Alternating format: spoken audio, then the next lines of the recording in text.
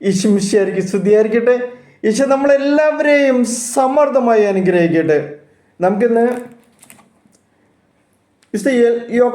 യാക്കോബിൻ്റെ ലേഖനത്തിലെ 2-ാം അധ്യായത്തിലെ 16-ഉം 17-ഉം തിരുവചനം വായിക്കാം.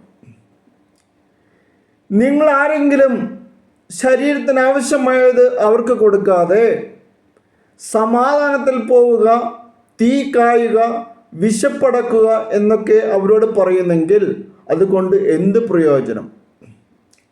പ്രവൃത്തികൾ കൂടാതെയുള്ള വിശ്വാസം അതിൽ തന്നെ നിർജീവമാണ്. അതായത് പ്രവൃത്തി, ഇവിടെ ആദ്യം നമ്മൾ വചനത്തിൽ വായിച്ചു കേട്ടതിനെ കുറിച്ചാണ്, അപ്പത്തിനെ കുറിച്ച് അല്ലെങ്കിൽ ഭക്ഷണത്തിനെ കുറിച്ചാണ് വായിച്ചു കേട്ടത്. കല്ലിനെ അപ്പമാക്കാനാണ് യേശുവിനുണ്ടായ ആദ്യ പ്രലോഭനം. വയറ് കാളുന്ന വിശപ്പ് എന്തെങ്കിലും അനുഭവിച്ചിട്ടുണ്ടോ? നമ്മളെല്ലാവരും അനുഭവിച്ചിട്ടുണ്ടാവും. ആ നേരത്ത് മറ്റൊരു പ്രലോഭനവും അലട്ടുകയില്ല. അങ്ങനെ എങ്ങനെയെങ്കിലും ഒന്ന് വിശപ്പടക്കിയാൽ മതി എന്നായിരിക്കും ചിന്ത മുഴുവൻ. പട്ടിണി കിടന്നുള്ളവർക്ക് എല്ലാവർക്കും അറിയാവുന്നൊരു കാര്യമാണത്.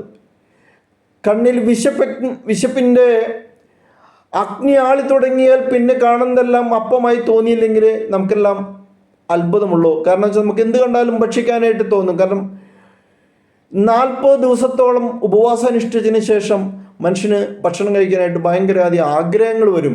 മനുഷ്യന് അവൻ്റെ സകല ഔന്നത്യങ്ങളും വിസ്മരിച്ചു പോകും വിശപ്പിന് മുന്നിൽ. കുറേ കാലങ്ങൾക്ക് മുമ്പ്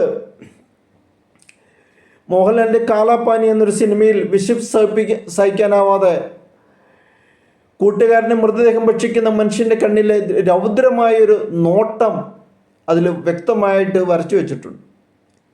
അത്രമേൽ തീവ്രമാണ് മനുഷ്യൻ്റെ മനോനില വിശന്നു കഴിഞ്ഞാൽ.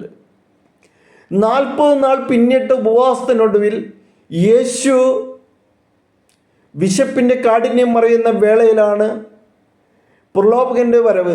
വിശപ്പിന് മുന്നിൽ ആരെയും എളുപ്പത്തിൽ വശീകരിക്കാമെന്ന് സാത്താൻ അത്രമേൽ ഉറപ്പുണ്ടായിരുന്നു. മനുഷ്യനെ അവൻ കുരുക്കിയ ആദ്യ പ്രലോഭനം പോലും എന്തായിരുന്നു? തന്നെ ഭക്ഷണവുമായി ബന്ധപ്പെട്ടതായിരുന്നു. ആദവും ഹവ്വയും കുരുക്കിയതായിരുന്നു ഭക്ഷണമായിരുന്നു. അരുതെന്ന് വിലക്കിയ കനി ഭക്ഷിക്കാനുള്ള വശീകരണത്തിൽ ആദ്യ മാതാപിതാക്കൾ വീണുപോയി.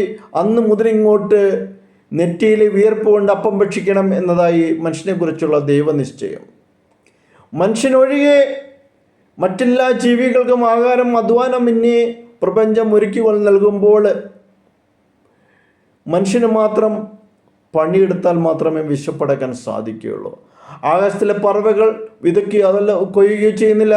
കളപ്പയിലുകൾ ശേഖരിക്കുകയോ ചെയ്യേണ്ടാത്ത വിധം അതെല്ലാം ദൈവം അവരെ പോറ്റി വളർത്തുന്നുണ്ട്. പക്ഷേ മനുഷ്യന് മാത്രമാണ് ഈ ലോകത്തിൽ ജീവിക്കണമെങ്കിൽ, തൻ്റെ സ്വന്തം ജീവൻ നിലനിർത്തണമെങ്കിൽ അവൻ തന്നെ അതിന് നെറ്റിയിലെ വിയർപ്പ് അല്ലെങ്കിൽ അവൻ തന്നെ അധ്വാനിക്കണം. നായാട്ടുകാരനായി ജ്യേഷ്ഠനെ അയാളുടെ വിശപ്പ് മുതലെടുത്താണ് അനുജൻ ചതിവിൽപ്പെടുത്തുന്നത്. നമുക്കറിയാം ആ കഥകളൊക്കെ, ബൈബിളൊക്കെ കൃത്യമായി ചോദിച്ചിട്ടുണ്ട്. ഞാനോ വിശന്ന് ചാകാറായി, കഴിഞ്ഞുള്ള അവകാശം എനിക്ക് എന്ത് പ്രയോജനം എന്ന് പറഞ്ഞുകൊണ്ട് ഏസാവ് അത് യാക്കോബിന് വിട്ടുകൊടുത്തു. ശരിയാണ്, വിശപ്പിന് മുന്നിൽ സകല വേദാന്തങ്ങൾ അപ്രസക്തമാണ്. വിശക്കുന്ന ഒരുവിനെ കണ്ടാൽ അവനോട് സമാധാനത്തിൽ പോവുക എന്ന് പറയുന്നതല്ല, അയാളുടെ വിശപ്പ് മാറ്റുന്നതിലാണ് പ്രിയമുള്ളവരെ ദൈവത്തിൻ്റെ വചനം പ്രസക്തമാകുന്നത്. യഥാർത്ഥ ആത്മീയത എന്ന് പറഞ്ഞാൽ അനുജൻ്റെ അതേ പേര് സ്വീകരിച്ച അപ്പോസ്തലൻ്റെ ആഹ്വാനമാണത്. കാരണം വിശപ്പിൻ്റെ വില നന്നായി അറിഞ്ഞതുകൊണ്ടാവണം വിശക്കുന്നവരെ കണ്ടാൽ പിന്നെ യേശു സുവിശേഷം പ്രസംഗം അവിടെ നിർത്തും. എന്താ യേശു ചെയ്യുക? അപ്പത്തോളം പോകുന്ന മറ്റൊരു സുവിശേഷം വിശക്കുന്നവർക്ക് നൽകാനില്ല എന്നവന് ഉത്തമ ബോധ്യമുണ്ടായിരുന്നു. അന്നന്ന് വേണ്ടുന്ന അപ്പം ഞങ്ങൾക്ക് നൽകണമേ എന്നാണ് നമ്മുടെ പ്രാർത്ഥന തന്നെ. അത് മരിച്ചു ഉയർത്തു വന്ന 12 വയസ്സുകാരിയുടെ കണ്ണിലെ വിശപ്പിൻ്റെ അവസ്ഥ കണ്ട് മാതാപിതാക്കളോട് പറഞ്ഞെന്താ, നീ അവർക്ക് ഭക്ഷണം കൊടുക്കൂ. അവൾക്ക് ഭക്ഷണം കൊടുക്കാനായിട്ട് നിർദ്ദേശം കൊടുക്കുന്നതാണ് നമുക്ക് കാണാൻ സാധിക്കുന്നത്. വയലിലൂടെ സഞ്ചരിക്കുമ്പോൾ വിശപ്പ് കൊണ്ട് അന്യൻ്റെ ഗോതമ്പ് മണി ഉതിർത്ത് ഭക്ഷിക്കുന്ന ശിഷ്യരെ ന്യായീകരിക്കാൻ അവന് യാതൊരു മടിയുണ്ടായില്ല. ഒടുവിൽ മനുഷ്യൻ്റെ സകല വിശപ്പുകളുടെയും ആത്യന്തിക പരിഹാരമായ കുർബാന അപ്പത്തിലേക്ക് തന്നെ ഒതുക്കി വാഴ്ത്തി മുറിച്ചു നൽകാനും അവൻ തയ്യാറാവുന്നു. കല്ലിനെ അപ്പമാക്കുന്നതല്ല, അപ്പത്തെ തൻ്റെ ശരീരമാക്കുന്നതാണ് യഥാർത്ഥ അത്ഭുതമെന്ന് അവിടുന്ന് അങ്ങനെ തെളിയിക്കുകയും ചെയ്തു. അപ്പം കൊണ്ട് അടക്കാനാവാത്ത വിശപ്പുകളുണ്ട്. നീതിക്ക് വേണ്ടി വിശപ്പിനെ തേടുന്നവരെ ഭാഗ്യവാന്മാരായി അവൻ വാഴ്ത്തുകയും ചെയ്യുന്നു. വിശപ്പടക്കുക എന്ന ലക്ഷ്യത്തിലേക്ക് മാത്രം ജീവിതം ചുരുക്കി തൻ്റെ പിന്നാലെ വരുന്നവരെ അവൻ കുറ്റപ്പെടുത്തുന്നുണ്ട്. നശ്വരമായ അപ്പത്തിന് വേണ്ടി അധ്വാനിക്കാതെ മനുഷ്യപുത്രൻ തരുന്ന അനശ്വരമായ അപ്പത്തിന് വേണ്ടിയാണ് അധ്വാനിക്കേണ്ടത്. യേശുവിൻ്റെ ആഹ്വാനമായിരുന്നു അനശ്വരമായ അപ്പത്തിന് വേണ്ടി ജീവിക്കും. നിത്യജീവൻ്റെ അപ്പം താനാണെന്നും തൻ്റെ ശരീരമാണ് യഥാർത്ഥ ഭക്ഷണമെന്നും അസന്നിഗ്ധമായി പ്രസ്താവിക്കുന്നതോടെ ശരീരത്തിൻ്റെ വിശപ്പിനെ അതിലംഘിക്കുന്ന ആത്മീയത വിശപ്പടക്കുകയാണ് തൻ്റെ യഥാർത്ഥ ലക്ഷ്യമെന്ന് അവൻ വ്യക്തമാക്കുന്നുണ്ട്.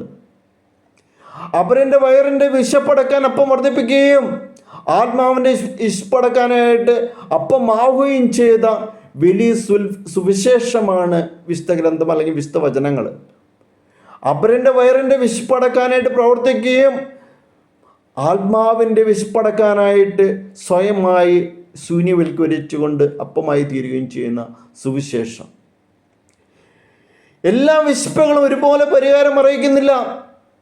ഉന്നതമായ വിശപ്പുകൾക്ക് ഉത്തരം നൽകുന്നതിനിടെ മറ്റു ചില വിശപ്പുകളെ അപ്രസക്തമായി കരുതുന്നവരെ മനസ്സിലാക്കാൻ അപ്പം കൊണ്ട് മാത്രം സാധിക്കുന്നില്ല. കാരണം നമുക്കെല്ലാം പലതരത്തിലുള്ള വിശപ്പുകളുണ്ട്.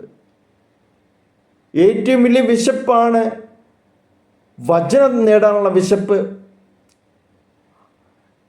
നമ്മളെ ആ വചനത്തിലൂടെ നേടി കിട്ടിയാൽ മാത്രമേ ശരിയായ വിശപ്പ് അല്ലെങ്കിൽ അത് നമുക്ക് പൂർണ്ണമായ സംതൃപ്തി കിട്ടാനും ആത്മീയ സാക്ഷാത്കാരം നേടാനും രക്ഷയിലേക്ക് നമുക്ക് നയിക്കാനും സാധ്യമാവുള്ളൂ. അല്ലാതെ നമ്മളുടെ ജീവിതത്തിൽ പല പല പ്രലോഭനങ്ങളെ കല്ലിനെ അപ്പമാക്കാം എന്നൊക്കെ പറഞ്ഞ് നമ്മുടെ മുമ്പിൽ പലരും വരും. അതായത് ഭൗതിക സാഹചര്യങ്ങൾ കൊണ്ടുവരും. അതെല്ലാം പ്രലോഭനമാണെന്ന് മനസ്സിലാക്കിക്കൊണ്ട് അതിനെ തട്ടിമാറ്റാനും ദൈവത്തിൻ്റെ കാരുണ്യത്തിന് വേണ്ടിയിട്ട് നമ്മളെ തന്നെ വിട്ടുകൊടുക്കാൻ നമ്മൾ അറിയണം.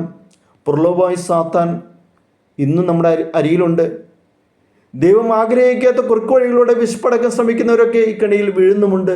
അതുകൊണ്ട് ദൈവത്തിൻ്റെ വചനം മനസ്സിലാക്കിയുകൊണ്ട് ദൈവമാണ് ശരിയായുള്ള അപ്പം തരുന്നവൻ എന്ന് മനസ്സിലാക്കിയുകൊണ്ട് വചനത്തെ മുറുകെ പിടിച്ചുകൊണ്ട് ഈ ജീവിതം തുച്ഛമായ കുറച്ച് വർഷങ്ങൾ മാത്രമേ നമുക്കുള്ളൂ.